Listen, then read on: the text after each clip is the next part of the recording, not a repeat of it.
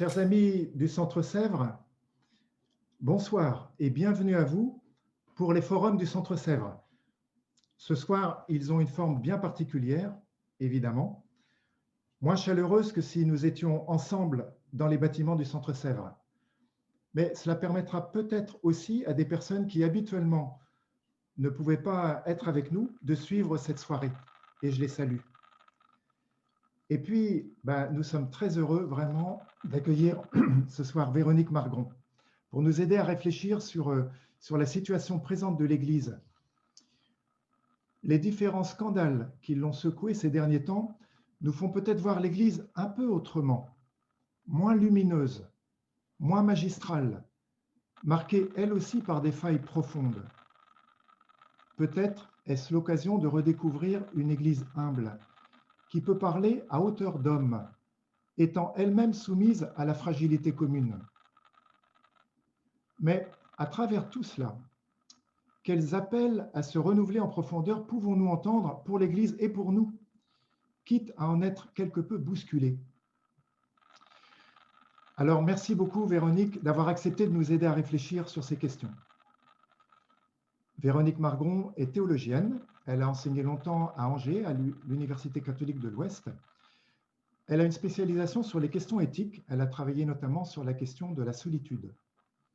Mais elle a aussi une formation d'éducatrice et elle a travaillé 6 ans avec des jeunes en difficulté.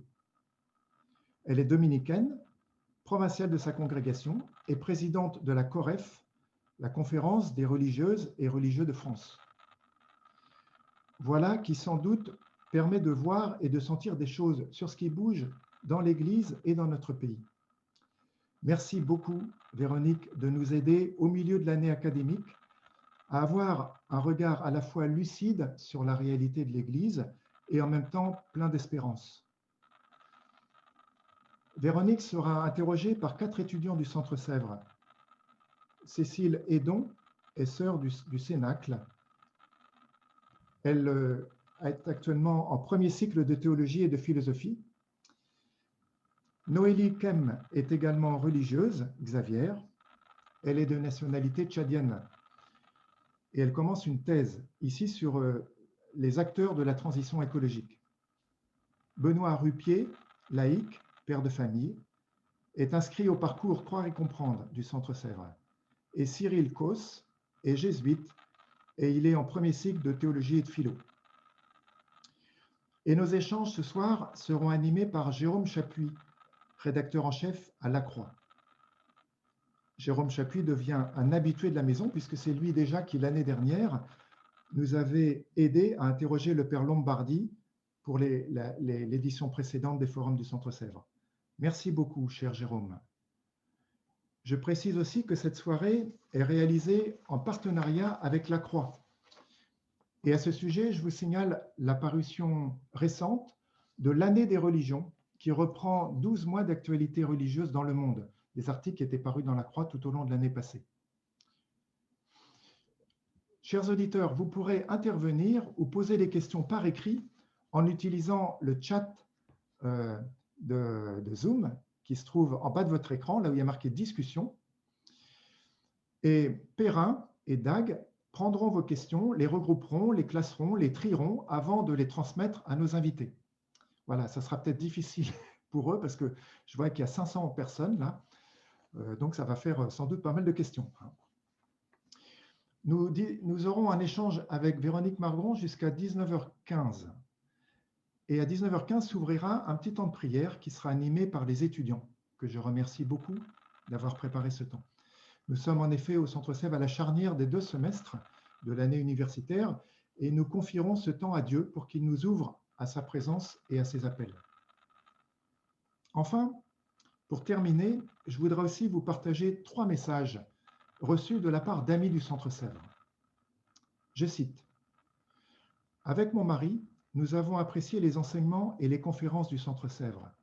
Par ce don, je souhaite exprimer ma gratitude pour tout ce que vous nous avez transmis. » Deuxième message : « C'est ma première année au Centre Sèvres. Je ne peux qu'en remercier les responsables pour la qualité de l'enseignement que j'y reçois. » Et troisième message : « Merci pour toutes les conférences organisées au Centre Sèvres qui permettent de prendre du recul sur la période que nous vivons. Merci en particulier à l'Institut Ricci, dont les cours du samedi matin m'ont ouvert les yeux et l'esprit sur la civilisation chinoise. Voilà 3 messages d'auditeurs ou d'étudiants du Centre Sèvres qui accompagnaient des dons faits au Centre Sèvres. Et en effet, et c'est un point sur lequel je voudrais insister, nous avons besoin de dons pour assurer nos missions et former de futurs acteurs de l'Église. Je donne un exemple. Les tarifs que nous faisons, qui sont bien en deçà du prix coûtant, sont cependant trop élevés pour beaucoup de personnes. Et nous voulons développer notre caisse de solidarité pour permettre à davantage de personnes aux revenus modestes de suivre les formations ici. Pour cela, nous aurions besoin de réunir 20 000 € en 2021 pour répondre positivement à ces demandes. Vous pouvez le faire en allant sur le site internet du Centre Sèvres où vous trouverez une rubrique « Nous soutenir ». Voilà. Je vous remercie beaucoup d'avance. Vous savez aussi qu'avec le Covid, on traverse un trou d'air. Hein. Donc, votre soutien est vraiment précieux. En 2021, nous aurons à cœur de vous tenir informés de nos projets et de l'impact très concret de vos dons. Merci beaucoup pour vos soutiens, pour votre prière aussi. Et je passe maintenant la parole à Jérôme Chapuis, qui va animer ce temps d'échange. Merci beaucoup, Jérôme. Merci beaucoup à vous, Étienne Grieux. Merci et bonsoir, Véronique Margron. Je salue évidemment chacun et chacune d'entre vous, notamment ceux qui sont effectivement loin de Paris. Et c'est très touchant d'avoir déjà vu un certain nombre de personnes qui se manifestaient.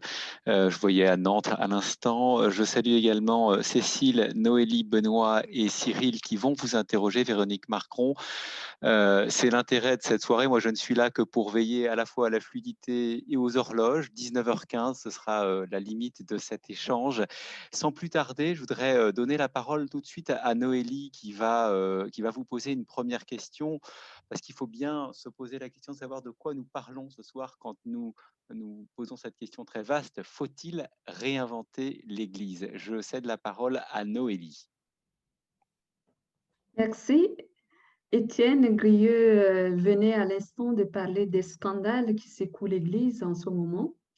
Donc, cette crise qui secoue l'Église ces dernières années et qui nous font poser la question de la réinvention de l'Église ont une portée universelle. Toutefois, les églises ne sont pas au même niveau de conscience ni de ressenti de ces crises. Du coup, ce qui m'amène à vous poser la question, Véronique, quelle église en fait voulons-nous réinventer? Est-ce l'église dans son ensemble ou des églises? Des églises locales. Des églises locales, régionales, voilà. Merci. Merci d'abord à Étienne et au Centre Sèvres de son accueil de cette soirée. Merci à vous tous d'être là. Merci Noélie de cette première et vaste question. Je pense que je n'oserais pas, je n'en sais rien s'il faut réinventer l'Église, la réformer, enfin je ne sais pas. Ce que je sais, c'est qu'il nous faut travailler, quoi. Alors est-ce qu'il faut travailler l'Église tout entière? Est-ce qu'il faut travailler les églises locales?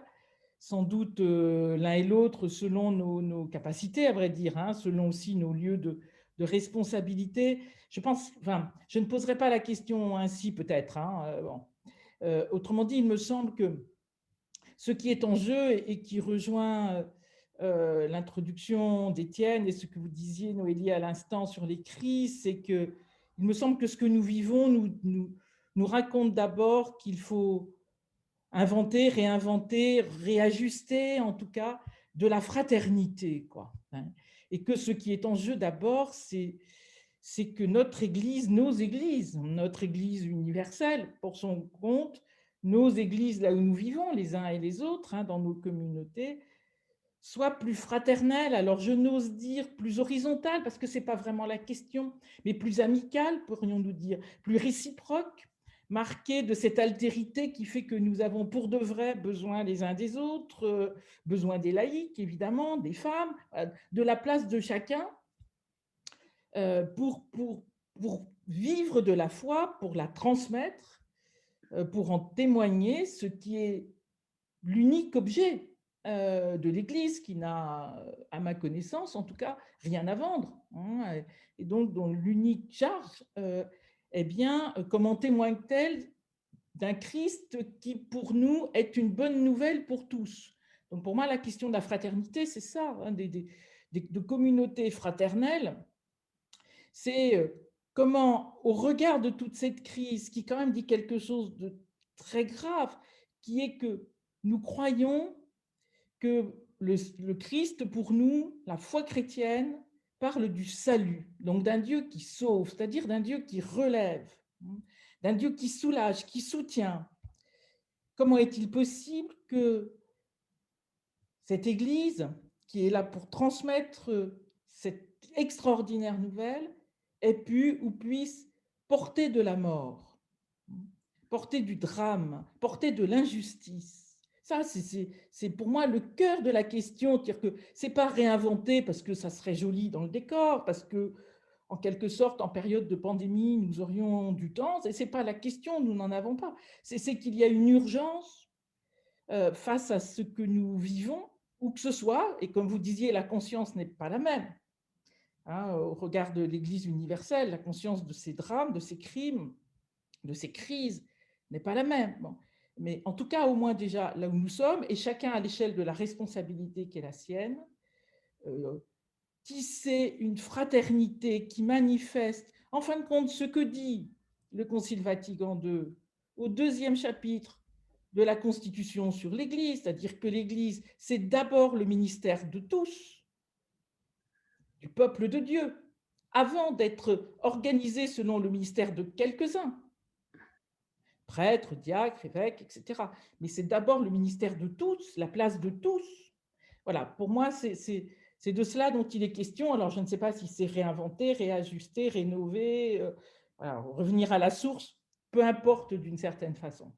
En tout cas, c'est à la fois de la conversion du cœur, sans doute, mais aussi des pratiques, hein, ou en tout cas des mutations de pratiques. Ce sont les deux à la fois qui nous impliquent tous et qui impliquent plus fortement celles et ceux, ou ceux et celles, pour notre Église, qui ont plus de responsabilités.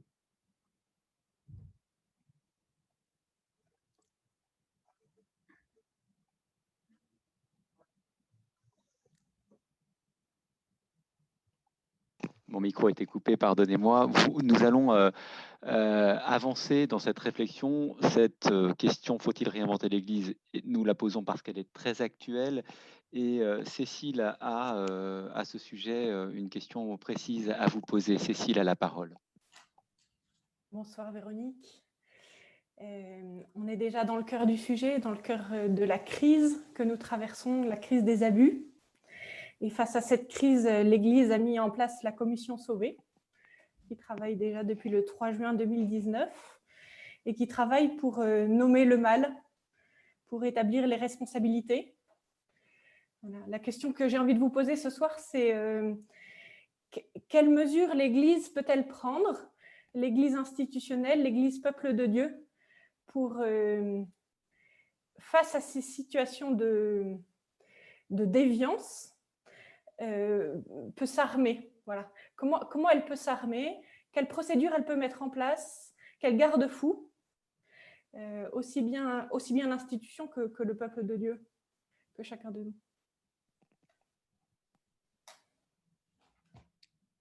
Merci à vous.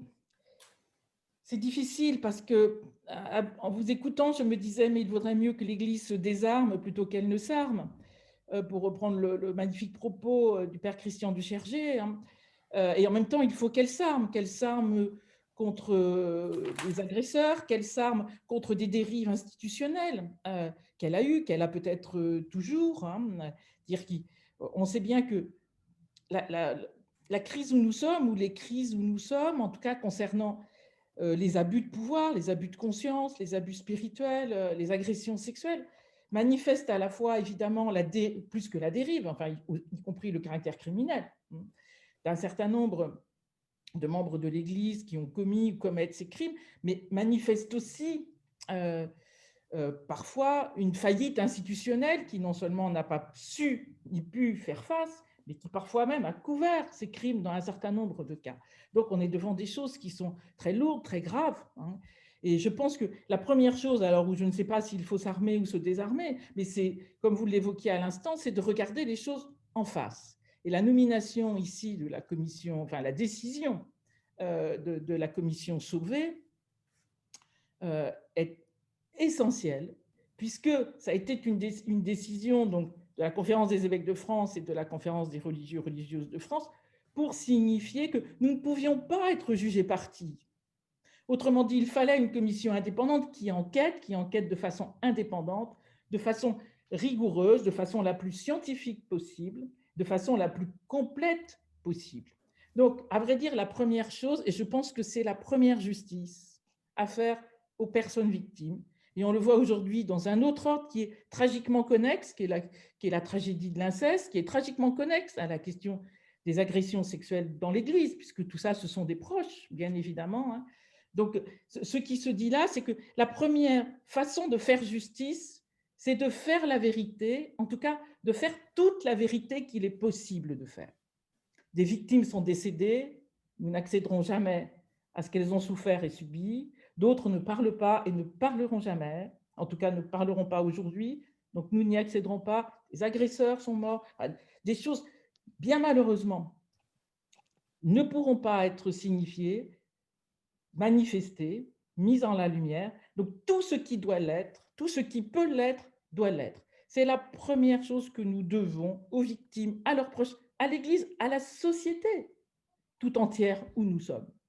Puisque notre maison, l'Église, manifeste, et c'est normal, qu'elle a un rôle d'autorité morale. Et c'est normal, au regard de l'Évangile, de pouvoir tenter de dire ce qui est juste, ce qu'il est juste de vivre pour être un homme, pour être une femme. Alors comment oser dire une parole morale devant quelque chose qui représente, pour une part, bien réel et bien tragique, quand même un désaveu de cette morale, un désaveu total, une imposture, quand même.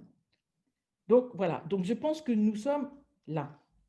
Donc faire la vérité, c'est la première chose. Et rien ne peut se faire sans faire la vérité. La deuxième chose, c'est rendre compte, je pense, pouvoir dire, et je pense que nous n'avons pas fini, et je ne sais pas comment nous le ferons, dire notre honte tout de même, notre honte. Nous n'avons pas tous, bien évidemment, nous tous ici et tant d'autres, la même responsabilité institutionnelle. Mais encore une fois, penser que nous confessons la foi dans une Église que nous aimons, que nous voulons qu'elle vive, et qui a pu porter d'une manière ou d'une autre, à son insu ou pas à son insu parfois, ces crimes. Ben, si nous ne manifestons pas collectivement aux victimes une honte, je ne sais pas comment nous pourrons le faire. Mais en tout cas, ça me paraît essentiel. Pape François l'a beaucoup fait pour sa part, d'autres l'ont fait. Après, il faut trouver la façon juste de le faire, de sorte que les victimes et leurs proches puissent se rendre compte que nous ne le faisons pas d'abord comme des responsables institutionnels, mais comme des femmes et des hommes qui sommes entamés par ces crimes, qui sommes bouleversés de l'intérieur de notre propre chair. Sinon, c'est du discours, ce que nous tenons là. Et si nous faisons ça, alors peut-être il faut pouvoir rendre compte de ce que nous mettons en place pour que plus jamais, autant que faire se peut, parce que nous savons bien que, bien malheureusement, en cette question comme en d'autres, pouvoir dire qu'il y aurait zéro risque nulle part n'existe pas, mais que tout ce qui doit être fait, tout ce qui peut être fait, pour que la maison, comme on dit, comme dit Monseigneur Blacard, l'évêque d'Orléans, à propos de l'Église, soit plus sûre, tout cela doit être fait, signifié et réfléchi, pensé, fait avec les personnes victimes qui nous rejoignent pour travailler. Pas toutes les victimes, beaucoup ne veulent pas, et ça se comprend bien, mais celles qui le veulent, et il y en a, et ça aussi c'est bouleversant, qu'avec ce qu'elles ont subi, elles veuillent pourtant participer de ce travail de réforme, d'ajustement, de vérité, tout simplement, de vérité plus évangélique de l'Église. Donc voilà, si nous faisons tout cela, nous n'aurons pas fini, nous ne serons jamais quittes avec les femmes et les hommes qui ont souffert, qui ont subi ces drames. Nous ne serons jamais quittes de toute notre vie, de toute la vie de l'Église, mais au moins ce qui est de l'ordre du possible humain et de tout le possible, j'ose espérer que nous l'aurons un peu fait et il faudra le poursuivre pendant sans doute bien longtemps. Pardonnez ma passion, mais voilà, ces sujets sont tellement lourds et tellement graves, car derrière, il y a des milliers de visages. La commission Sauvé a reçu 6000 témoignages. On pense bien que si elle en a reçu 6000, c'est ce qui est émergé de l'iceberg. Si elle en a reçu 6000, on peut penser que derrière, il y en a 15 000, 20 000, on ne sait pas. Non, exactement comme pour les personnes qui parviennent à dire ce qu'elles ont subi de violences sexuelles, de viols, d'inceste. Donc, voilà, donc c'est tout un peuple qui a été martyrisé. Et ce peuple-là, il a le visage du Christ. Est-ce que Oui. Est-ce que je peux poser une question sur ce point-là? Je n'entends pas qui parle. C'est moi, Cyril. Cyril. Bonsoir Véronique. Je voulais juste rebondir sur ce que vous venez de dire et je voulais vous demander, à notre échelle, dans l'Église, il y a un travail institutionnel qui est en train d'être fait, on l'a dit, avec la Commission Sauvé, mais qu'est-ce qu'on peut faire, nous, aujourd'hui, comme pas concret, pour avancer sur ce travail de conversion, qui est aussi une conversion personnelle? Parce que je trouve qu'il y a toujours le risque de penser à la conversion institutionnelle, dénoncer les abus, etc., et c'est un travail essentiel. Mais est-ce qu'on n'a pas, qu'on le veuille ou non, une certaine complicité aussi personnelle avec tout ça? Et quels pas concrets on peut engager pour travailler là-dessus? Oui, merci. Alors, une complicité, je n'oserais dire, parce que je pense que ce n'est pas juste. Enfin, nous connaissons tous, vous et moi, beaucoup de gens, y compris des pères et des mères de famille, qui pourraient plutôt dire que, en fin de compte, elles auraient pu être des victimes ou leurs enfants auraient pu être de ces victimes. Donc, parler de complicité, je pense que c'est difficile dès qu'on n'est pas situé dans des contextes spécifiques. Mais par contre, dire que nous avons tous quelque chose à faire, ça oui, ça oui. Nous avons tous quelque chose à faire à la fois pour signifier, comment dire, que du fond de notre humanité, nous sommes entamés, que du fond de notre humanité, nous sommes perclus de douleur, enfin qu'il y a quelque chose qui est insoutenable et qu'il est insoutenable que dans l'Église, c'est insoutenable que ceci se passe, où que ce soit, dans la famille ô combien, mais c'est insoutenable que ceci se passe dans des institutions, dans des communautés chrétiennes, qui sont là par définition pour les plus fragiles. Enfin, c'est ce que nous confessons tous les jours, tous les dimanches. Donc là, nous avons quelque chose à faire chacun, d'interrogation sur comment nous prenons soin les uns et les autres des plus fragiles, que ça se voit ou que ça ne se voit pas qu'ils sont fragiles. Parce que ce n'est pas forcément écrit sur le front de chacun. Ça, c'est une première chose. La deuxième, je pense que c'est prêter l'oreille. Prêter l'oreille à des femmes et des hommes qui souffrent, qui ont souffert. C'est prêter l'oreille. En fin de compte, beaucoup de gens n'ont pas parlé parce qu'ils ne le pouvaient pas, mais d'autres n'ont pas parlé parce qu'ils n'ont jamais senti qu'une oreille pouvait les entendre. Et pas seulement l'oreille d'un prêtre, d'un évêque, d'un supérieur religieux, l'oreille d'un autre croyant, tout simplement, d'un voisin. Donc là, il y a quelque chose à faire pour cette attention. Il y a aussi quelque chose à faire par rapport au déni. Les crimes sexuels, c'est irreprésentable, surtout quand c'est dans l'ordre de l'intime. Et du sein de l'Église, c'est de l'ordre de l'intime, puisque les abuseurs sont toujours des proches d'une manière ou d'une autre, des enfants ou des jeunes adultes qui ont été agressés. Donc, face à cet irreprésentable, le danger du déni est très fort. Donc, c'est aussi, surtout pour vous les plus jeunes générations, comment vous discutez avec celles et ceux qui partagent votre foi et qui sont de vos générations et qui peuvent dire « mais tout ça, c'est des vieilles histoires, mais arrêtons maintenant ». Mais dans la peau d'une victime, dans sa chair, dans sa mémoire, c'est aujourd'hui. C'est ça qu'il faut bien comprendre. On n'est pas en train de déterrer par une sorte de plaisir qui serait complètement maladif des histoires d'il y a 50 ans. On est en train de dire que les femmes et les hommes qui ont vécu cela, qui ont subi cela, il y a 50 ans, 40 ans, 30 ans, 20 ans, dans leur chair, pour l'immense majorité d'entre elles, c'est toujours présent. Donc, on parle du présent. Donc ça, voilà, si vous pouvez le discuter avec d'autres pour que, au moment où il faudra prendre aussi des décisions institutionnelles, la communauté croyante ne soit pas dans le déni. Ça, je pense que c'est fondamental, cette question-là. Donc là, nous pouvons vraiment quelque chose. Et puis la dernière chose, c'est le débat. C'est que si peu de choses ont pu se dire, c'est aussi parce que notre Église catholique était très marquée de la question du secret, de la question du scandale, comme si ce qui faisait scandale, c'était de parler. Mais ce qui fait scandale, c'est qu'il y ait des criminels. Ça n'est pas de dénoncer les criminels, le scandale, c'est qu'il y en ait. Ce qui est un scandale, c'est qu'il y ait des institutions qui aient couvert tout cela. Ce n'est pas de le dire.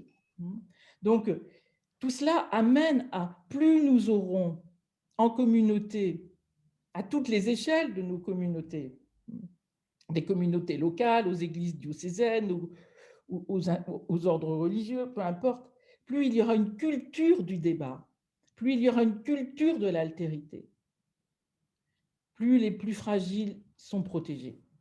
Rien ne suffira à protéger les plus fragiles. S'il y avait une recette, je suppose qu'il y a longtemps que nous l'aurions non seulement inventée, mais mise en œuvre. Mais la culture du débat, la place de l'altérité, les responsabilités des uns et des autres de façon diverse, et pas seulement d'hommes quelque part ou de femmes quelque part, mais la responsabilité de tous, chacun, de façon organisée évidemment dans notre Église. Cela, ça combat la culture de l'abus. Il va falloir qu'on avance et qu'on élargisse, mais je crois qu'il faut quand même, puisque c'est une question qui est très actuelle, c'est d'ailleurs souligné dans les commentaires que les uns et les autres nous transmettent. Vous avez évoqué la culture de l'abus. Il y avait une question en préparant avec Cécile qui avait très spécifiquement à la vie religieuse et à l'articulation avec le vœu d'obéissance. Peut-être que Cécile, vous pouvez préciser votre question à Véronique Margron. Oui, dans la vie religieuse, on est envoyé en mission. Et envoyé en mission, on est appelé à rendre compte. Voilà. Et ça de façon ordinaire et aussi privilégiée au moins une fois dans l'année. Et je me demandais si face à ces déviances, face à ces... l'Église n'avait pas une responsabilité pour mettre en œuvre des... Peut-être que la vie religieuse, ce que la vie religieuse vit, peut inspirer ou peut proposer une manière de rendre compte. Voilà. En particulier, partout là où l'Église vit cette mission auprès de personnes fragiles, en fragilité. Oui, vous avez raison. Alors, je pense qu'on peut dire deux choses. D'abord, la vie religieuse ne peut pas trop faire la leçon parce que nous avons nous-mêmes des déviances, parfois des déviances fort graves dans un certain nombre de communautés. Nous pouvons avoir des pentes de dérive dans d'autres plus traditionnelles, enfin plus historiques, disons. Donc, il faut se garder de penser que nous aurions une sorte de point de vue d'en haut qui nous permettrait de faire la leçon à quiconque. Vraiment, je ne le pense pas du tout, et nous avons beaucoup de travail à faire en interne de la vie religieuse en particulier pour que l'obéissance ne soit pas entendue de façon servile. À dire que l'obéissance, c'est pas d'un seul coup devenir une sorte d'esclave qui perd non seulement sa liberté, mais qui perd sa conscience, qui perd son jugement.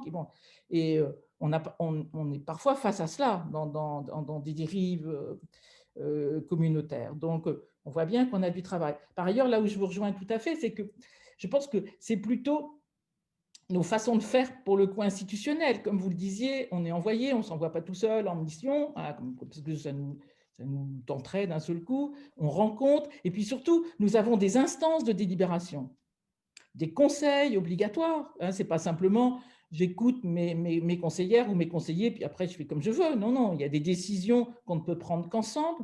Il y a les chapitres, c'est-à-dire toute une organisation, pour prendre un terme un peu générique, démocratique d'une façon ou d'une autre, en tout cas qui rend possible la parole de chacun à un moment donné. et la voix de chacun, au sens VOX, qu'il a sa voix, je pense qu'il a, alors je ne sais pas de quelle manière, mais qui de fait peut peut-être inspirer, ou en tout cas participer, d'inspirer l'ensemble de l'Église, et en particulier des églises locales, le fonctionnement même de l'Église, et surtout pour moi dans cette place des conseils, sachant encore que ça n'est pas la panacée, parce que vous pouvez aussi avoir des conseillers qui sont, si j'ose me permettre rapidement, à votre botte, et donc qui n'auront pas de distance, qui n'auront pas d'esprit critique. Donc, encore une fois, rien n'est suffisant, mais plus là aussi il y a de l'altérité un peu structurée, et où d'autres ont voix au chapitre, autre que le supérieur, l'évêque, et une voix au chapitre qui doit être entendue, mieux ce sera. Donc, je pense que c'est plus là où on peut espérer que la vie religieuse n'appartenant pas à l'ordre hiérarchique de l'Église, mais plutôt à son pôle prophétique, charismatique, mystique, selon comment on veut le raconter, ceci puisse apporter sa petite pierre. Alors, je vous propose que nous abordions un autre sujet. Je vous disais que cette question « faut-il réinventer l'Église » est très actuelle, notamment du fait des questions que nous venons d'évoquer, abus d'autorité, abus sexuels. Elle l'est aussi parce que depuis quelque temps, on s'interroge sur la réception de Vatican II et sur une éventuelle relecture du Concile, et vous l'avez évoqué tout à l'heure, et je crois que Benoît a une question à ce sujet. Je salue Benoît, vous avez la parole. Oui, bonjour Véronique. Vous avez évoqué tout à l'heure la réalité qu'est le peuple de Dieu, que nous sommes tous. Et cette notion qui figure en très bonne place dans Lumen Gentium permettrait sans doute de rebondir. Mais comment faire pour que cette notion qui va être reprise pour le synode 2023 sur la synodalité ne débouche pas sur une nouvelle question d'organisation de l'Église, organisation interne, avec à l'époque de Vatican II la diminution du nombre de prêtres? Comment ne pas retomber dans ce travers et aborder cette question de fond, aller jusqu'au bout de Lumen Gentium? Si j'avais la réponse, nous aurions déjà sans doute fait un grand pas, et donc ça n'est pas le cas. Je crois simplement que, comment dire, le peuple de Dieu, c'est-à-dire le fait que voilà, nous participions tous, pour reprendre les propos de la constitution du Concile, de ce texte du Concile, que nous participions tous d'un ministère royal du Christ, avant donc ce qu'on appelle le ministère de quelques-uns, les ministères ordonnés pour faire vite. Je pense que ça pose la question que le peuple de Dieu, il n'est pas là pour lui-même, quoi. Le peuple de Dieu, il est là pour le monde. Et en principe, c'est ça qui devrait nous faire un peu échapper à la seule question organisationnelle. C'est qu'en fin de compte, quelle est la finalité? La finalité n'est pas que nous soyons une institution mieux organisée.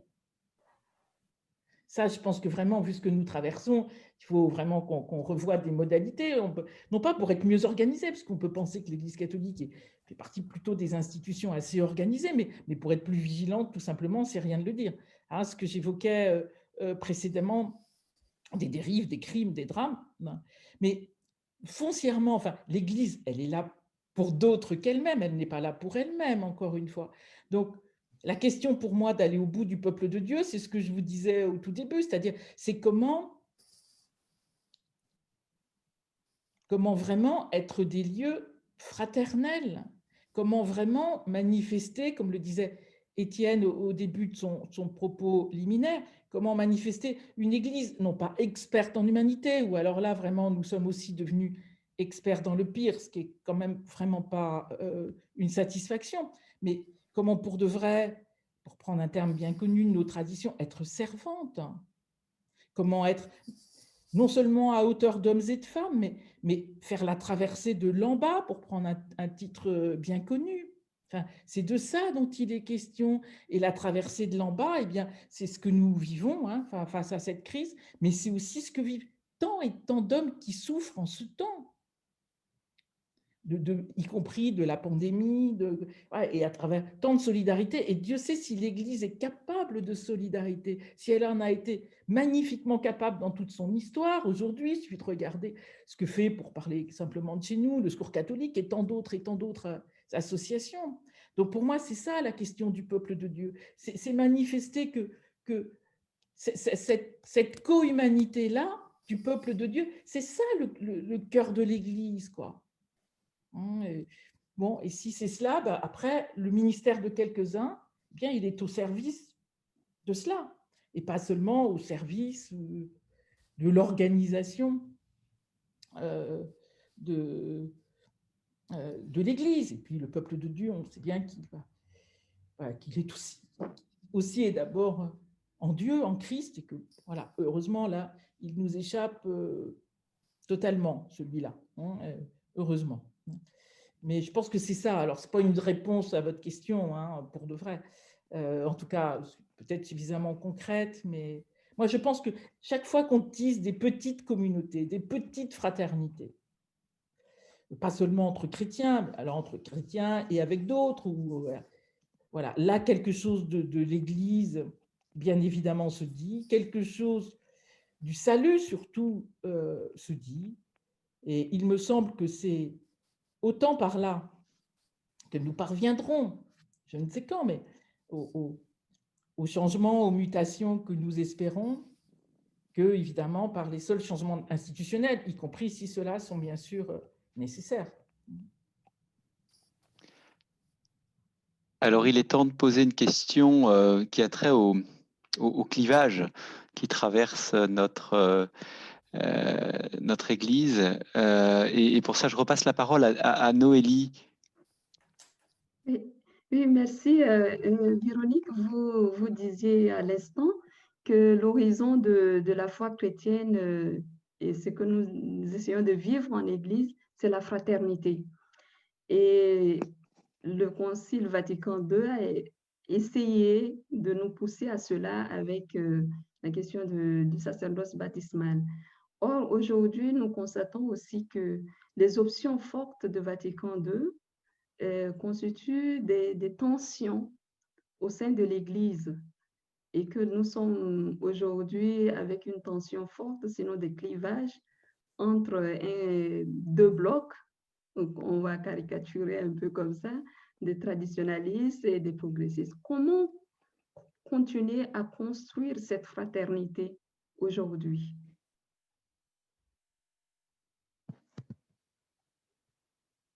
Opiniâtrement, sans doute, faut-il répondre, hein, c'est-à-dire sans se décourager, mais comment dire? Je pense que la question à entendre peut-être, c'est que nous sommes dans une autre époque, socialement parlant, religieusement parlant, économiquement parlant, ô combien. Nous sommes dans une autre époque que Vatican II. Donc la question, elle est aujourd'hui, de quoi notre monde, et dans ce monde-là où nous sommes à nos échelles personnelles, hein, et comme à des échelles plus larges, de quoi notre monde a besoin pour vivre, pour trouver du sens à l'existence, pour trouver du sens à son combat. Parce que la vie, voilà, parce que la vie n'est pas tous les jours très naturelle non plus, hein. Donc je pense que pour moi, c'est un peu ça la question. Et là, de quoi ont besoin aussi celles et ceux qui partagent la foi chrétienne pour se tenir debout et être au soutien, au service des femmes et des hommes, et en particulier des plus vulnérables. Et ce que vous disiez sur les progressistes et les plus traditionnels, enfin, ça renvoie à des questions bien d'avant la foi. Par exemple, je pense que pour les plus jeunes générations parmi vous, c'était déjà vrai de la mienne, hein. Les chrétiens, dans le pays où nous vivons et où nous avons la chance de vivre, quand même dans une démocratie qui a fait ses preuves, nous sommes devenus depuis longtemps maintenant extrêmement minoritaires. Non seulement minoritaires, mais la foi a un langage qui, sans même parler de l'Église, qui est grosso modo tout à fait inconnu d'une grande majorité de gens. Dans ce contexte-là, qui n'était pas celui de Vatican II encore, que des catholiques de plus jeune génération ou de moins jeune génération, je ne sais pas, aient besoin de repères, aient besoin d'identité, comme on dit. Mais ça, il faut l'entendre. La question, c'est comment faire pour que les identités ne soient pas fermées. Comment faire pour que les identités ne s'affrontent pas? Et comment faire pour que l'identité, s'il faut garder ce terme, soit au service d'autrui? C'est-à-dire le problème de l'Église et le vôtre, le mien, chacun d'entre nous, ça n'est pas de nous promener avec un étendard. C'est que le nom du Christ manifeste le salut pour les femmes et les hommes avec lesquels nous vivons. C'est ça. Donc, mais ça suppose que nous puissions entendre aussi des besoins qui peuvent se manifester sous forme de revendications, du coup, plus identitaires, d'être reconnus, d'être connus, de se poser là. Mais c'est vrai de certains catholiques dans l'Église, c'est vrai sans doute d'autres gens dans d'autres milieux. Donc ça, il faut l'entendre. C'est plutôt comment on l'accompagne pour que, ça ne se durcisse pas et que on puisse entrer en conversation, quoi, que personne d'entre nous ne prétende détenir la vérité de comment on fait la fraternité. En effet, tous frères ou fratelli tutti, quoi. Comment on fait cela à nos mesures, avec les sensibilités différentes, à partir du moment où une sensibilité prétend être l'unique, la bonne, la définitive, la vraie, alors là, ça y est, on ne peut plus discuter. Mais tant qu'il y a une petite faille qui fait qu'on peut être en conversation, et encore une fois, que cette conversation peut être au service d'autrui et pas seulement de nous-mêmes. Nous ne sommes pas un petit club ou un grand club. Alors peut-être qu'on peut continuer à avancer, mais j'ai bien conscience de cette difficulté. Alors pour se réinventer, se réformer, il faut des points d'appui, et c'est la question, je crois, que vous voulez aborder, Cyril, à qui je cède la parole. Oui, merci.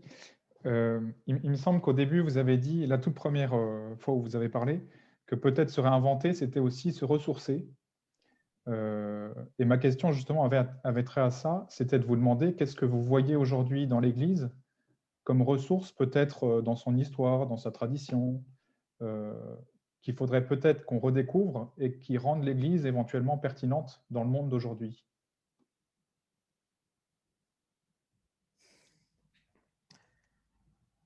Alors, il n'y a pas de mystère, si j'ose dire. Se ressourcer, c'est d'abord se ressourcer à la parole de Dieu. C'est se ressourcer aux Écritures. C'est se ressourcer à l'intelligence des Écritures ensemble. C'est-à-dire pas simplement chacun dans sa chambre, là, y compris si c'est nécessaire et bien, mais aussi ensemble, ce que vous faites par exemple dans les études de théologie, ce qu'on peut faire dans les diocèses, dans des groupes bibliques, sans pour autant, même si je peux qu'encourager les gens à s'inscrire au Centre Sèvres, mais enfin qu'on peut faire chacun à notre échelle selon nos possibilités et nos capacités. Donc je pense que cette question-là de se ressourcer, c'est se ressourcer à la source qui ne tarit pas, quoi, avant toute chose. C'est-à-dire que c'est pas aller chercher, pas penser qu'on aurait des recettes, mais c'est dire, si vraiment nous nous ressourçons là, alors nous trouverons les réponses qui conviennent à notre temps. Et les réponses qui conviennent à notre temps n'étaient pas les réponses d'il y a 50, a fortiori 250 ans. Donc, je pense que là, il y a un enjeu qui peut-être nous ne le signifions pas assez sur vraiment comment, tout simplement, la source de l'écriture, comment le partage de la foi et le partage de la parole nous fait vivre et nous nourrit, mais nous fait vivre ensemble. Mais encore une fois, nous fait vivre en faveur d'autres, pas seulement pour nous-mêmes, en faveur d'autres. Donc, voilà, pour moi, c'est la première ressource. Après, cette ressource, elle dit quelque chose. Elle dit que l'histoire biblique, elle raconte des histoires d'hommes et de femmes. Elle raconte des histoires de communautés. Et nous le savons bien quand nous méditons ou étudions les textes, en quelque sorte, cette histoire-là embarque nos histoires à nous aujourd'hui, parce que nous sommes pétris de la même humanité, des mêmes drames, des mêmes travers, des mêmes espérances, dans des contextes qui n'ont plus rien à voir. Mais de la même humanité. Et donc, c'est se dire, si on se laisse embarquer par cette parole, alors nous avons aussi des chances qu'elle nous éclaire, non pas pour d'un seul coup dire « ça y est, je sais ce qu'il faut faire hein, », mais pour avoir la force de chercher ensemble, dans de l'incertitude toujours, ce qui convient pour notre époque. Et là où l'Église a sa petite place, il ne faut pas qu'elle n'est pas là pour imaginer que demain, elle serait ni dominante, ni je ne sais pas quoi, mais à sa petite place, porte sa pierre, sa pierre à la construction du vivre ensemble, à la construction d'une vie en effet plus fraternelle, plus cordiale en quelque sorte. Donc c'est ça pour moi qui est en jeu dans ces ressources. Et puis je pense que la ressource, mais pour moi c'est quelque chose du même ordre, c'est quand nous nous parlons les uns avec les autres, à vrai dire, et que en se parlant les uns avec les autres, nous acceptons de parler, et pas seulement de converser au sens vrai du terme, c'est-à-dire d'apprendre d'autres que nous-mêmes, c'est-à-dire d'autres que ceux qui nous rassemblent. Reprendre un terme cher pour moi, la lecture du livre de Job, pour sortir de notre enclos. Et je pense que nous nous abîmons et sans doute nous nous aveuglons, y compris par rapport au tragique dont nous parlions tout à l'heure, des crimes d'abus et d'agression, mais aussi sur d'autres choses. Nous nous aveuglons si nous ne sommes pas dans cette conversation où nous avons à apprendre de la société, nous avons à apprendre du monde, non pas pour nous y conformer, ce n'est pas la question, mais parce qu'il est des sagesses dans cette société, il est des femmes et des hommes, plus que de bonne volonté, mais magnifiques, qui ne partagent pas notre foi, qui peuvent beaucoup nous apprendre. Cécile, vous vouliez compléter la question. Oui, parce que dans la question des ressources, il y a la responsabilité et il y a le mouvement individuel, personnel, qui est fondamental. Et on est en train d'aborder aussi l'importance d'initier des processus collectifs. Voilà.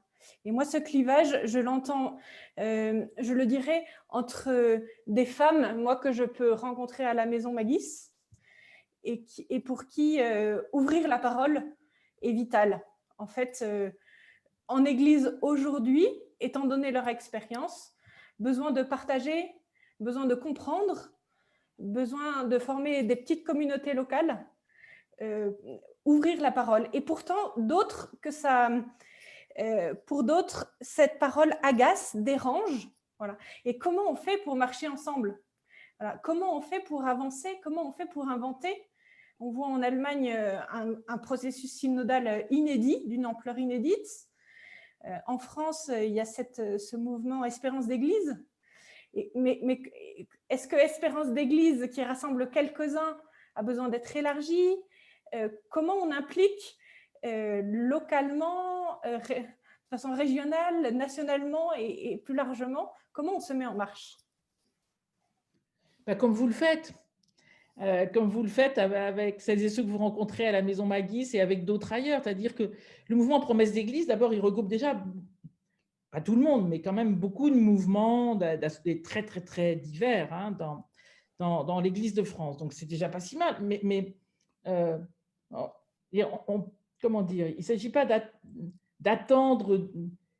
moi, j'attends, comment dire ça? J'attends qu'elle puisse donner un souffle, bien évidemment, dans lequel d'autres pourront...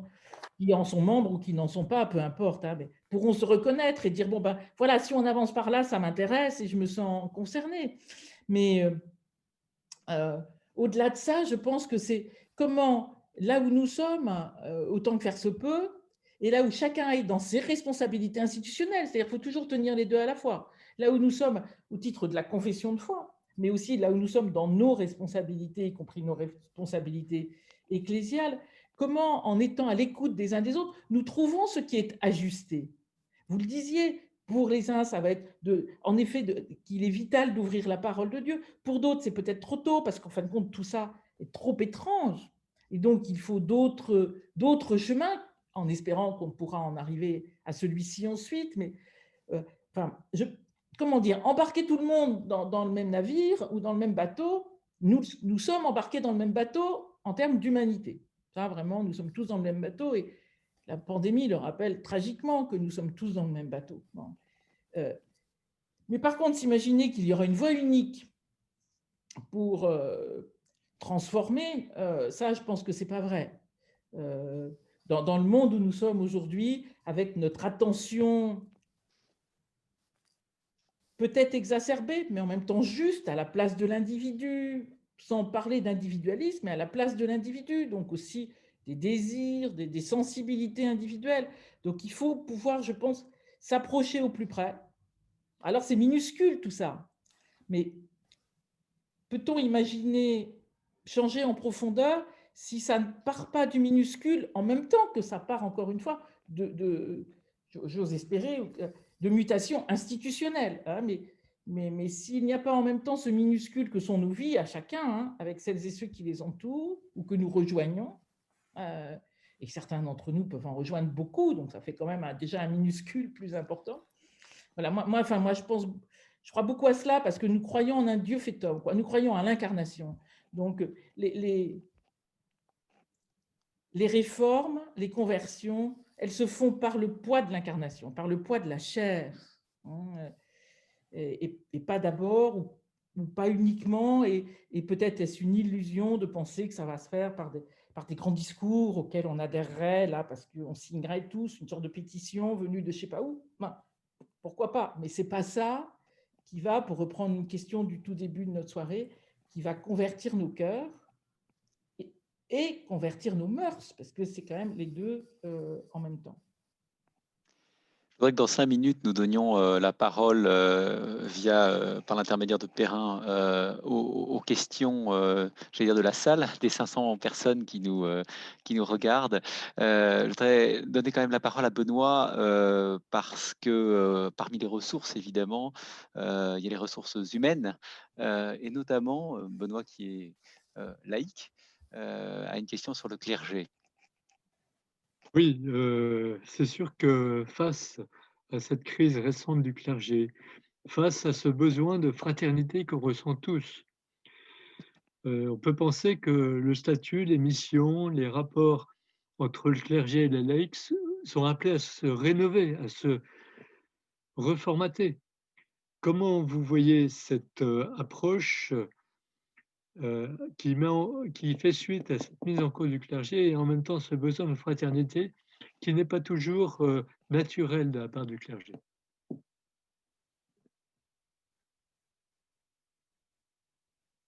Je ne sais pas bien, vous savez, parce que, encore une fois, si on savait, je pense que j'ose penser qu'on l'aurait déjà fait.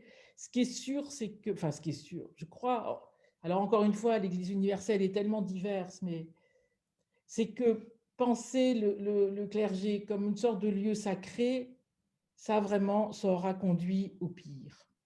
Peut-être que dans certaines circonstances, ça aura conduit au meilleur, je ne sais pas, mais en tout cas, ça aura conduit au pire. Parce qu'à partir du moment où quelqu'un est sacralisé, alors il est intouchable. S'il est intouchable, il est tout-puissant. S'il est tout-puissant, il est au-dessus des lois, que ce soit les lois de l'Église, que ce soit les lois de l'État. Donc vraiment, je pense qu'il y a ici, je ne sais pas si c'est un travail de rénovation, parce qu'en fin de compte, je pense que tout ça est déjà écrit, toutes ces études ont déjà été faites. Alors, est-ce que c'est de la rénovation? Est-ce que c'est de la simplification? Est-ce que c'est entendre ce qu'on évoquait précédemment, aussi de requêtes identitaires et les réajuster évangéliquement? C'est sans doute tout ça à la fois. Mais en tout cas, quitter ou tenter de tourner le dos autant que faire se peut à cette pensée qu'il y aurait des personnes sacrées. Combien j'ai entendu de victimes me dire, mais voilà, ce prêtre-là, c'était un homme de Dieu. Alors pour mes parents, c'était intouchable parce qu'il était l'homme de Dieu. Et on ne touche pas à l'homme de Dieu. Mais ça, c'est terrible. Enfin, ça vous glace à l'intérieur. Et je voudrais croire que toutes les femmes et les hommes qui essaient de suivre le Christ sont des femmes et des hommes de Dieu. Et qu'on arrête de penser que quelques-uns seraient plus des hommes de Dieu ou des femmes de Dieu que les autres. Donc, cette question-là, pour moi, elle est je ne sais pas si elle est au cœur, mais elle est bien réelle dans notre perspective. Autrement dit, c'est comment d'abord être dans des relations de cordialité, de respect mutuel, de nécessité mutuelle. Autrement dit, nous ne pouvons pas vivre les uns sans les autres dans une communauté chrétienne. Et après, cette communauté a besoin d'être organisée. Donc, voilà, les ministères institués dans l'Église font partie, pas seulement de cette organisation, mais en sont une part. Ils ne sont pas seulement là pour l'organisation, heureusement, hein, mais d'abord pour l'unité, pour la communion. Donc, pour moi, il y a une question grave là, parce qu'en même temps, nous connaissons tous des communautés qui ont fait endosser aussi à des prêtres ce rôle-là. C'est-à-dire, ce n'est pas seulement les prêtres qui, hein, c'est qu'aussi parfois des laïcs sont en attente de cela. Donc, il faut aussi essayer de comprendre pourquoi il n'y a pas à juger ni des uns ni des autres, mais comprendre, en tout cas quitter la sacralisation.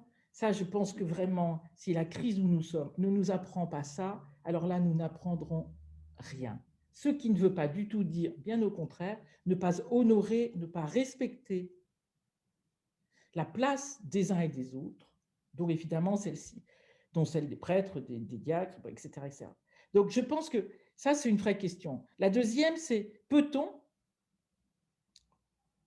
j'ose penser que oui, mais je ne sais pas comment on peut le faire, peut-on distinguer, en partie au moins, les fonctions de gouvernance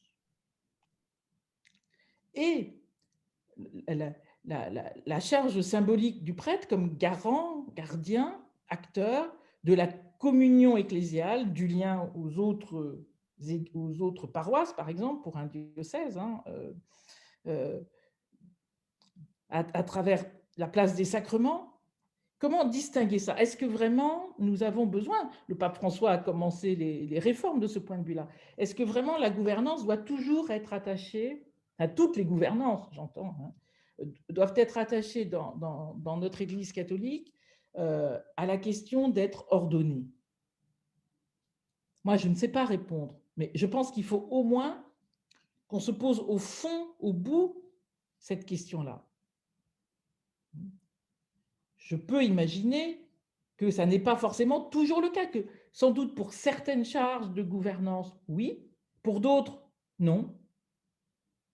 Nous avons déjà dans l'Église de France beaucoup de gens, de laïcs en responsabilité. Donc, comment faire que tout ça soit plus manifeste, je ne sais pas comment le dire, hein, mais insuffle là encore plus d'altérité, plus de liberté, plus d'air, et du coup soit plus ressemblant à la réalité des communautés chrétiennes qui sont composées de petits, de gros, de grands, de maigres, de jeunes, de vieux, d'hommes et de femmes, voilà.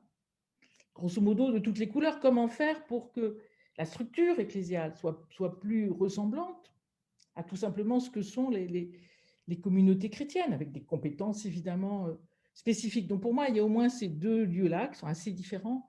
La question de la sacralisation, de tout ce que le pape François a signifié sur le cléricalisme, comme le lit des abus de pouvoir, hein, et puis qui ne concerne pas forcément seulement les prêtres, on le sait bien. Et puis cette autre question sur peut-on arriver à distinguer, hein, ce que le pape fait déjà avec des nominations à Rome, hein, à distinguer des charges de gouvernance importantes avec le ministère ordonné. Alors, nous avons encore un petit quart d'heure devant nous. Je vais redonner la parole aux étudiants dans quelques minutes, mais vous êtes très nombreux à poser des questions sur la conversation Zoom. Évidemment, nous sommes condamnés à vous décevoir parce que nous ne pourrons pas poser toutes ces questions, mais Perrin Lefebvre, à qui je cède la parole, a la lourde tâche de les sélectionner et de vous les transmettre. Véronique Margron. Perrin, c'est à vous. Merci. Alors, je demande pardon à ceux dont je retransmets les questions, puis il y en aura sans doute trop, donc vous sélectionnerez, mais quand même, il y a 4 axes, j'ai l'impression, qui ressortent de ce qui se dit. Un premier que je mentionne, qui est beaucoup sur l'importance des mots, quand on parle de délits de crime, d'abus, ou plutôt de violence, d'agression. Voilà l'importance de nommer les choses, et puis de souligner que c'est encore actuel, qu'il y a les personnes traumatisées dans le passé, mais des personnes qui en souffrent aujourd'hui. Des questions aussi, deuxième partie, autour de l'esprit qui est peut-être derrière tout ça. Est-ce que ce n'est pas une église qui s'étant voulue excellente moralement face à un monde sans Dieu, n'a pas pu accepter qu'elle était imparfaite? Qu'on parle beaucoup du peuple de Dieu, mais qu'il y a des demandes au contraire de in persona Christi, d'un grand rôle de l'institution, des attentes auprès des évêques. Est-ce que cette notion de peuple de Dieu a vraiment une épaisseur possible? Et est-ce que la dérive de sacralisation, en fait, n'est pas liée à notre manière de croire? Voilà. Troisième thème, beaucoup de questions sur la gouvernance. Alors, beaucoup qui rejoignent des choses que vous avez dites. On demande un peu des précisions. Voilà, qui prend les décisions concrètement? Qu'est-ce que ça veut dire, certaines de ces transformations? Quand on parle du cléricalisme, alors des personnes qui disent est-ce qu'il ne faut pas abolir les clercs, distinction clerc-laïque? La question, ça fait 2000 ans que l'Église fonctionne sur des clercs. Est-ce que ça veut dire quelque chose et comment le remettre en question? Voilà, comment permettre plus de diversité? Et puis une question qui est-ce que ce n'est pas lié au fait d'une Église qui veut se donner du pouvoir alors que le Christ n'en avait pas? Voilà, pardon pour les personnes dont je résume un peu les questions. Et puis, bon, la diversité des contextes, mais vous en avez parlé. Et puis, dernière chose, des questions peut-être plus larges autour de l'annonce et de la mission, du langage qui parle aujourd'hui. C'est-à-dire, en fait, notre langage ne parle plus à beaucoup. Comment parler de Dieu, comment le faire voir, et qu'est-ce qu'il y a à réinventer de ce côté-là? Merci. Waouh! Là, ça s'annonce difficile. Donc, pardon d'être lapidaire et de évidemment pas pouvoir honorer tous ces sujets pourtant importants. Hein.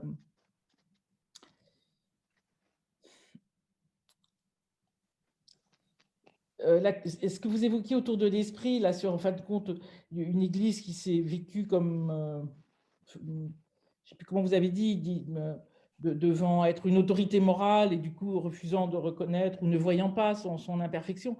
À vrai dire, je pense que c'est plus grave que ça, parce que l'Église soit sainte et pécheresse, j'ose espérer que personne en disconvient.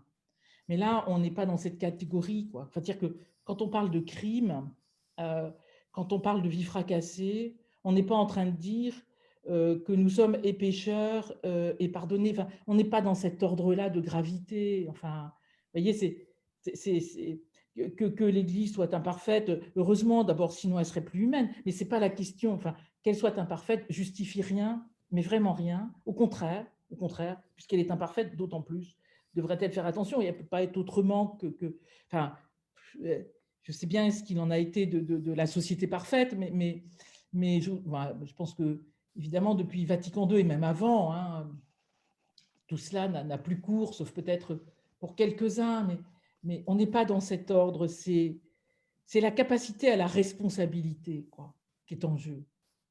Sommes-nous capables d'être responsables de ce que nous faisons?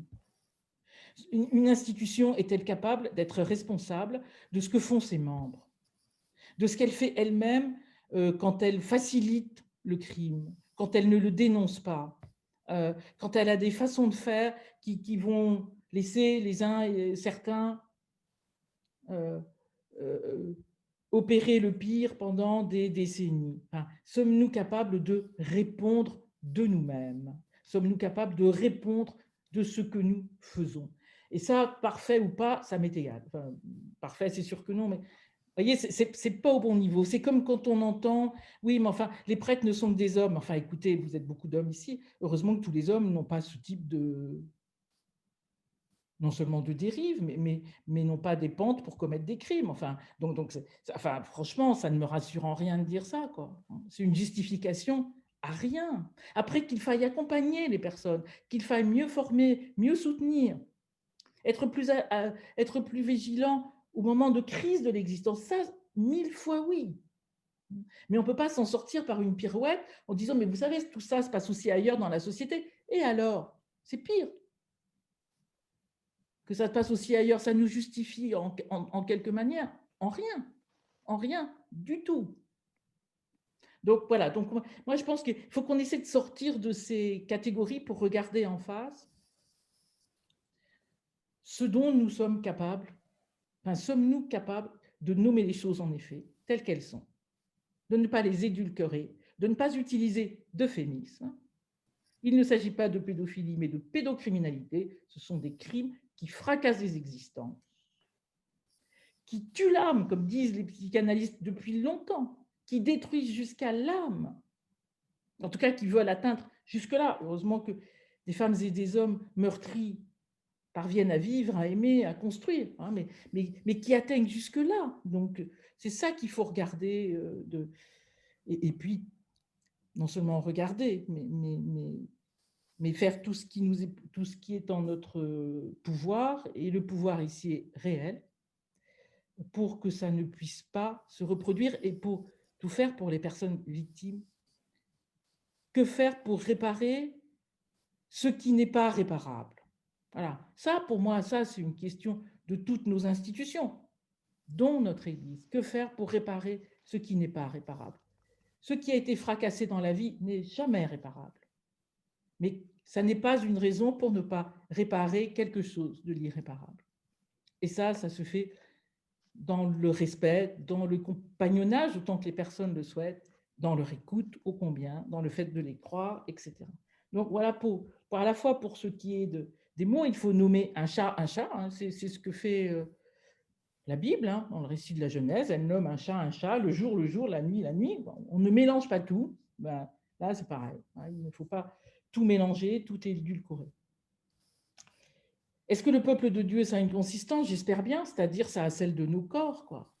Ça a celle de nos corps, de nos chairs, de nos confessions de foi, de la façon dont nous essayons d'être reliés les uns aux autres, solidaires des uns des autres. Alors le peuple de Dieu, ça a beaucoup d'acceptions. Donc après, il faudrait d'autres soirées, mais je vous renvoie au cours du Centre Sèvres, entre autres, ou à d'autres cours, pour entendre les différentes acceptions, celle qui est plus interne à l'Église, du peuple de Dieu, des croyants, et celle qui concerne une sorte de peuple de Dieu invisible, qui lui est de Dieu et dans le cœur de Dieu, bien au-delà de toute appartenance, bien évidemment. Mais oui, ça a une consistance, mais à nous de la signifier. Et je comprends bien que c'est compliqué vu comment notre Église catholique est organisée. Ce n'est pas si simple. Beaucoup de personnes me demandent ça, hein, me disent, mais nous, on veut bien s'impliquer, ça veut dire s'impliquer au-delà de notre paroisse, mais s'impliquer pour essayer de promouvoir plus d'altérité, plus de discussion, plus de débat. Mais comment on fait si, par exemple, le curé s'y refuse? Ben, je comprends bien que ce n'est pas si simple du tout, vu comment nous sommes organisés. Donc, je ne suis pas en train de vous dire, engagez-vous, puis tout va aller bien, quoi, hein, pas du tout. Donc, c'est pour ça qu'il faut essayer, autant que faire se peut, d'œuvrer à tous les étages en même temps, à nos étages, si j'ose dire, individuels, de nos communautés humaines et croyantes les plus proches, et puis, pour celles et ceux qui peuvent et qui y sont, à leur niveau institutionnel d'une façon ou d'une autre, hein, mais tout ça sera lent, sera sûrement chaotique. Est-ce que la dérive du sacré appartient... Enfin, le sacré, c'est aussi vieux que l'humanité, quoi. Et le besoin de sacré, c'est aussi vieux que l'humanité. Bon, très bien. Bon, une fois qu'on a dit ça, on peut quand même penser que la traversée biblique, elle est la sortie d'un type de sacré au profit du saint, S-A-I-N-T.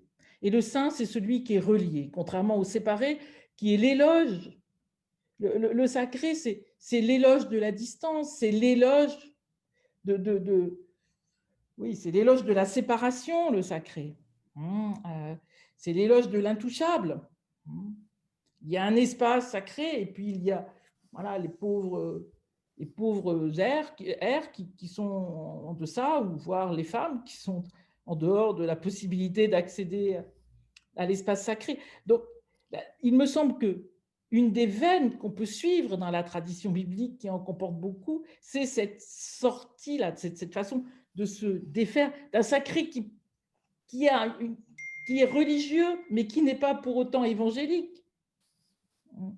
C'est quand même la différence. Et notre enjeu à nous tous, c'est de nous convertir à l'évangile, pas au religieux, mais à l'évangile, au profit de quelque chose de la sainteté de Dieu.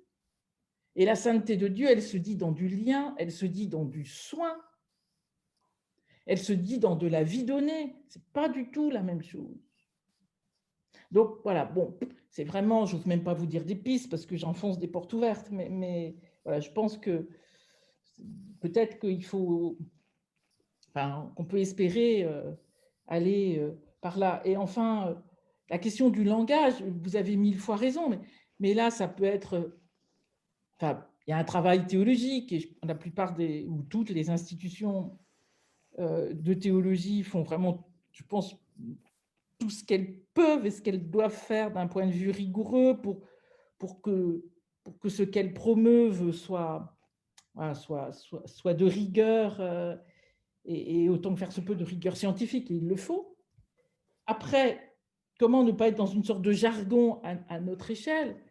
Eh bien, tout simplement en s'interrogeant sur comment est-ce que les plus petits d'entre les nôtres, c'est-à-dire une part de nous-mêmes, hein, qui est aussi ce plus petit d'entre les nôtres, peut être touché par l'Évangile.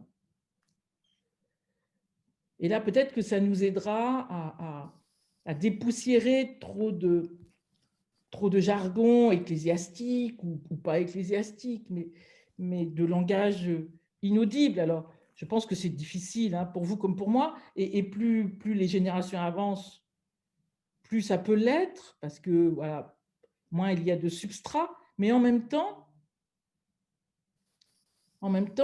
c'est une chance, quoi, parce que moi, je ne sais pas comment le dire, il y a aussi peut-être, au moins pour beaucoup, plus de fraîcheur en quelque sorte.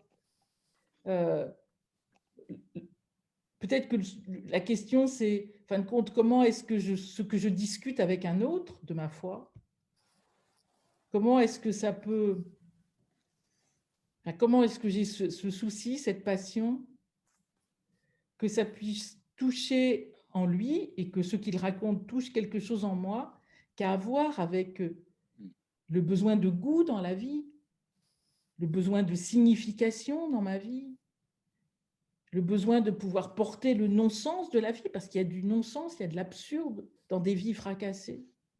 Donc, bon, ce n'est pas des réponses, hein, c'est peut-être des chemins de traverse, je ne sais pas, mais en tout cas, là encore, plus on est dans l'entre-soi, moins on croit qu'on est dans le jargon, parce qu'entre nous, on se comprend bien, en général, grosso modo. Surtout un entre nous encore plus subdivisé par sensibilité, par tout ça, quoi. Alors là, c'est nickel.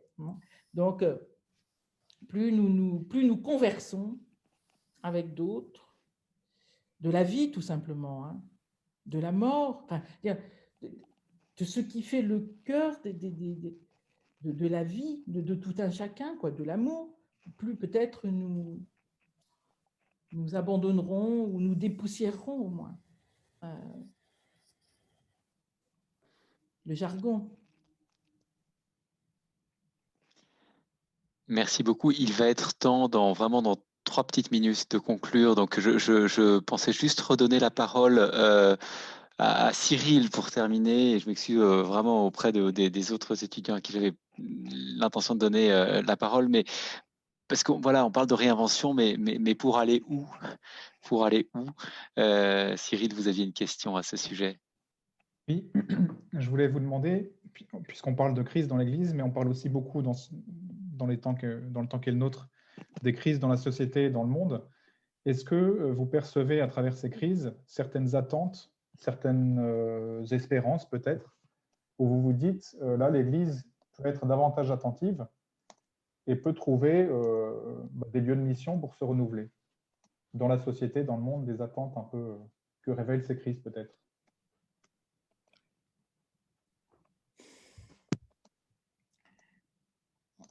La crise, enfin, la crise ou les crises, hein, c'est tout autant ce moment où on peut basculer vers la mort, hein, si vous prenez voilà, une crise cardiaque.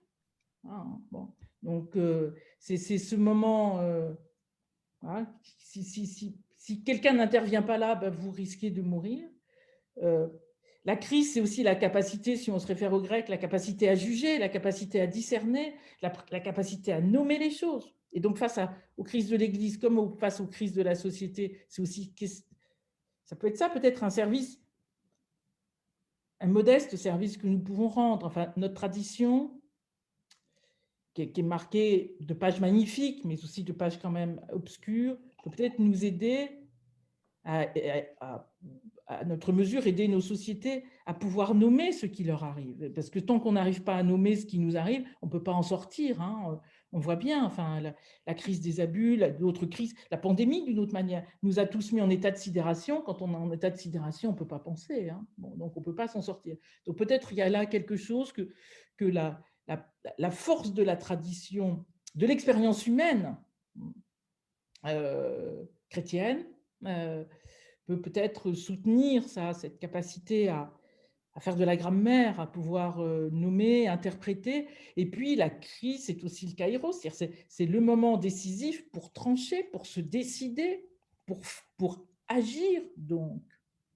Donc, peut-être que là, mais encore une fois, bien modestement, bien modestement ou humblement, enfin, bien pauvrement en tout cas, hein, c'est aussi cela, c'est si pour notre compte, nous-mêmes et notre Église agit, alors peut-être que nous pouvons aussi des soutiens pour que la société dont nous sommes prenne aussi des décisions, parce que les décisions, elles sont toujours dans de l'incertitude, et ça fait peur, mais nul ne peut prendre des décisions dans un ciel lumineux où il connaîtrait l'alpha et l'oméga de ce qui lui adviendra dans la vie.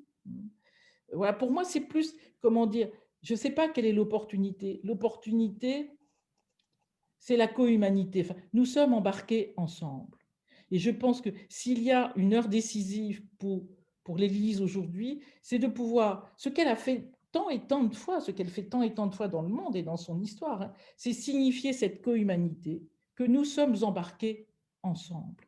Et donc, si nous pouvons soutenir le courage et soutenir quelque chose d'une espérance, quelle que soit la façon de la nommer, de nos contemporains, et à travers ce qu'on évoquait de la fraternité, alors vraiment, on n'aura pas perdu notre temps, quoi. Hein. Voilà, je pense que pour moi, c'est ça, hein, l'opportunité, entre guillemets, ou l'heure décisive, c'est il nous faut du courage pour traverser ce que nous avons à traverser, mais ça n'est rien par rapport au courage, pour reprendre la crise de l'Église, qu'ont dû avoir les victimes pour rester vivantes et pour pouvoir parler. Ça n'est rien. Donc, c'est bien minuscule le nôtre, mais il nous faut au moins ce courage-là. Et peut-être qu'alors il peut soutenir le courage de décisions difficiles, incertaines, que nos sociétés ont à prendre, voilà, sur les changements écologiques, sur la gouvernance, sur la solidarité internationale, sur tant et tant de choses dont on sait bien combien elles sont tendues. Merci beaucoup. Merci infiniment à Cécile, Noélie, Benoît, Cyril. Merci aussi à Perrin d'avoir été l'ambassadeur des très nombreuses personnes. Je crois que vous étiez 500. Voilà, il y a énormément de personnes dans toute la France et au-delà, puisque on a reçu des messages de Rome et de Londres. Voilà, Grenoble, Aix, Nantes, Strasbourg, Dunkerque, Beaune, Brésil, Pau. Le Brésil aussi, j'ai vu le Brésil. Voilà, donc voilà, le Centre Sèvres est très, très large ce soir. Je vais céder la parole à Étienne. Merci infiniment, Véronique Margron. Et Étienne Grieux, je vous redonne la parole. Nous nous retrouvons maintenant pour un petit temps de prière qui a été préparé avec les étudiants.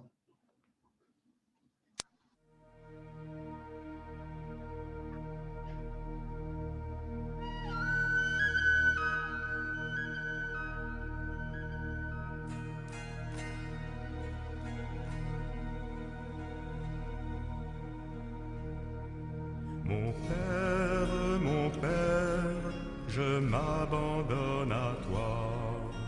Fais de moi ce qu'il te plaira. Quoi que tu fasses, je te remercie. Je suis prêt à tout, j'accepte tout, car tu es mon Père. Je m'abandonne à toi, car tu es mon Père. Je me confie en toi, car tu es mon Père. Je m'abandonne à toi, car tu es mon Père. Je me confie en toi.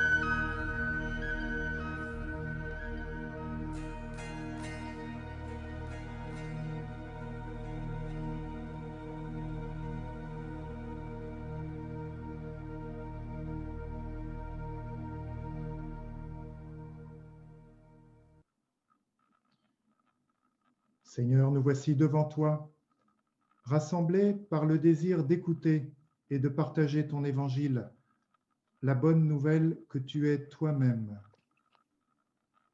Nous sommes au milieu de l'année universitaire, une année bien particulière, avec cette pandémie qui dure.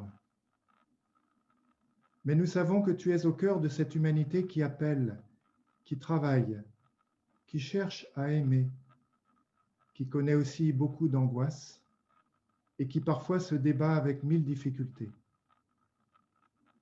Nous voici, Seigneur, devant toi. Ouvre notre cœur à ta présence.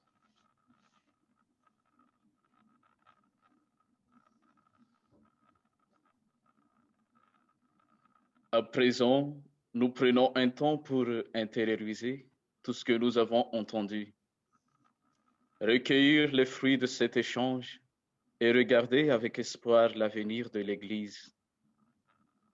À la lumière de l'amour du Seigneur, je fais mémoire des personnes, des visages, des paroles, des mots qui m'ont été donnés comme signe de grâce. Aussi, voir qu'est-ce qui m'a apporté la paix, qu'est-ce qui m'a apporté l'espoir. Quels sont les fruits, quelles sont les lumières, qu'est-ce qui est transformé en moi ou qui est appelé à être transformé. Après cet échange, à quoi je me sens appelé pour apprendre à regarder dans la même direction que le Seigneur, à être là où le Seigneur désire que je sois, à convertir mon cœur, mon regard en sa présence. Est-ce qu'il y a un mouvement intérieur, une motion, un appel du Seigneur qui apparaît en moi?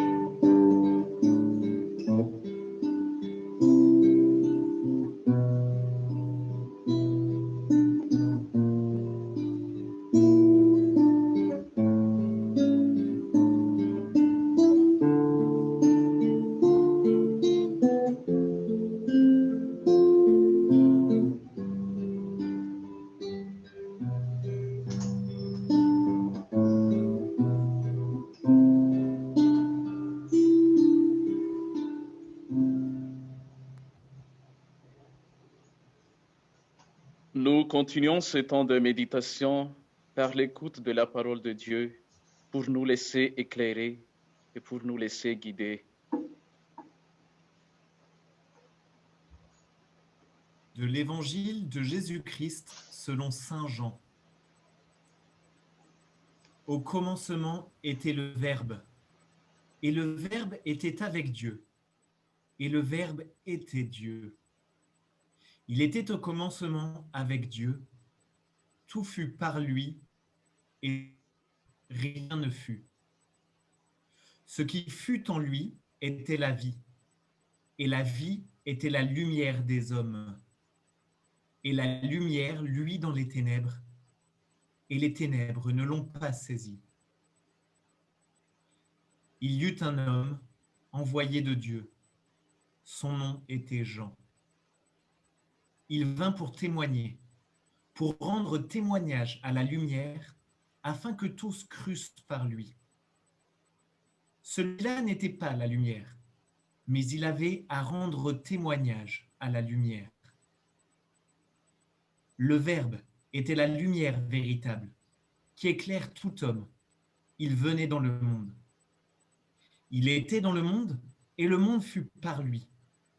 Et le monde ne l'a pas reconnu. Il est venu chez lui, et les siens ne l'ont pas accueilli. Mais à tous ceux qui l'ont accueilli, il a donné pouvoir de devenir enfants de Dieu. À ceux qui croient en son nom, lui qui ne fut engendré ni du sang, ni d'un vouloir de chair, ni d'un vouloir d'homme, mais de Dieu.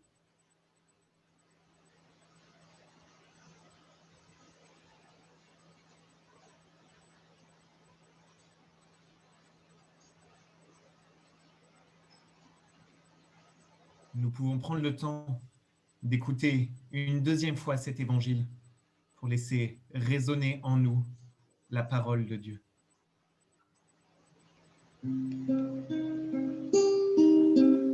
Au commencement était le Verbe, et le Verbe était avec Dieu, et le Verbe était Dieu. Il était au commencement avec Dieu, tout fut par lui, et sans lui, rien ne fut. Ce qui fut en lui était la vie, et la vie est la lumière des hommes. Et la lumière luit dans les ténèbres, et les ténèbres ne l'ont pas saisi.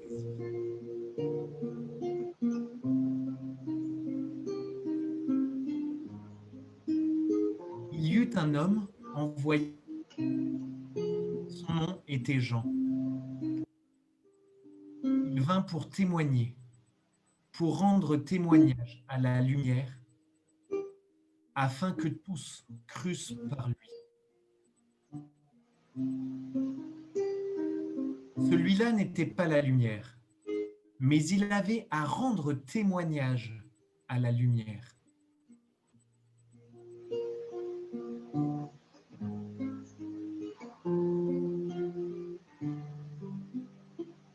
Le Verbe était la lumière véritable qui éclaire tout homme. Il venait il était dans le monde, et le monde fut par lui.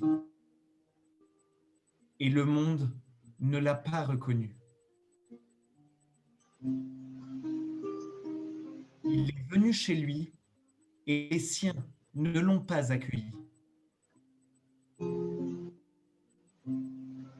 Mais à tous ceux qui l'ont accueilli, il a donné pouvoir de devenir enfants de Dieu, à ceux qui croient en son nom. Lui qui ne fut engendré ni du sang, ni d'un vouloir de chair, ni d'un vouloir d'homme, mais de Dieu.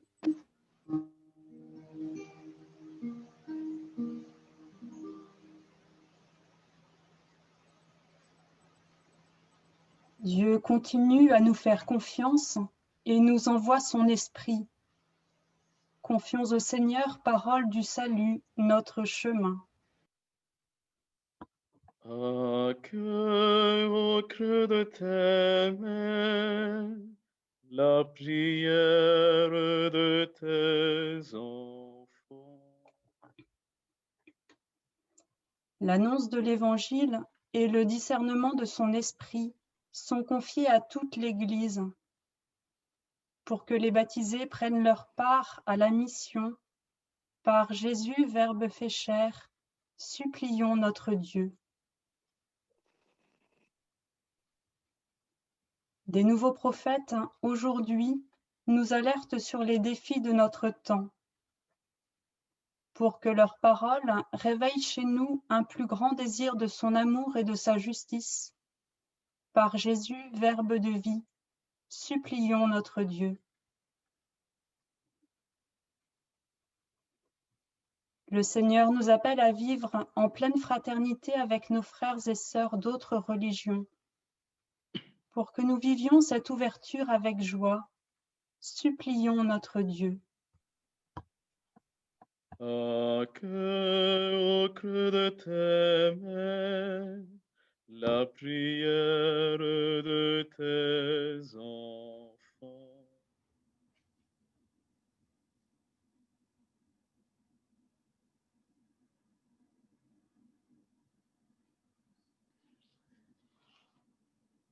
Que le Seigneur nous accompagne chaque jour, qu'il éclaire nos chemins de sa joie et de sa paix, qu'il fasse grandir entre nous une vraie confiance qui permette à chacun de partager les trésors qu'il porte. Et en cette semaine de prière pour l'unité des chrétiens, qu'il nous aide à avoir de l'estime pour toutes les différentes manières d'être chrétien. Et que Dieu Tout-Puissant et plein d'amour nous bénisse et nous accompagne sur tous nos chemins, au nom du Père et du Fils et du Saint-Esprit.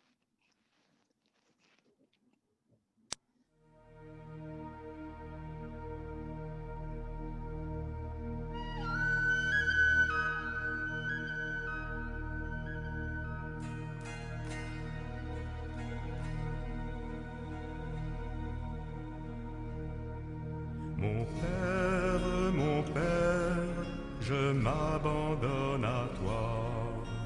Fais de moi ce qu'il te plaira. Quoi que tu fasses, je te remercie. Je suis prêt à tout, j'accepte tout, car tu es mon Père. Je m'abandonne à toi, car tu es mon Père. Je me confie en toi, car tu es